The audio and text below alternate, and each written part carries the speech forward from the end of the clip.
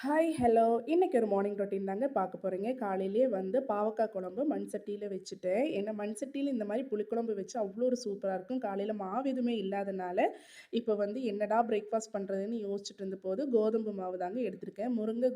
முருங்கையும், கோதுமை மாவும், தேங்காவும் சேர்த்து இன்னைக்கு நல்ல ஹெல்த்தியான ஒரு பிரேக்ஃபாஸ்ட் தான் செய்ய போறேன். அதுக்கப்புறமா தோட்டத்தில வந்து பார்க்கும்போது, காய் எல்லாமே நெறைய விட்டுருந்துச்சுங்க. ஆனா எனக்கு தெரியாம மறைஞ்சிருந்துச்சு. அதையெல்லாம் கண்டுபிடிச்சுட்டேன். அதுக்கப்புறமா இந்த முருங்கைய ஒடிச்சிட்டு வந்ததையும் போட்டு தேங்காவும் அரைச்சு ஊத்தி, இந்த கோதும மாவும் நல்லா மிக்ஸ் பண்ணி எடுத்தாச்சு. இது வந்து ரொம்பவே ஹெல்த்தி. அதுவும் இல்லைங்க, தேங்காய் அரைச்சு ஊத்துனனால இந்த மாவுக்கு வந்து ரொம்பவே மணமா இருக்கும். இந்த முருங்கை போடுறதுனால பசங்களுக்குமே ரொம்பவே ஹெல்த்தி. ஸோ இதில நீங்க நெய்ய விட்டாலும் சரி, எண்ணெய் ஊத்தி அத சுட்டு எடுத்தாலும் சரி, ரொம்பவே சூப்பரா இருக்கும். அதுக்கப்புறமா பாவக்காய் குழம்பு சுட சுட வச்சு காலையில பிரேக்ஃபாஸ்ட் முடிச்சுட்டோம்.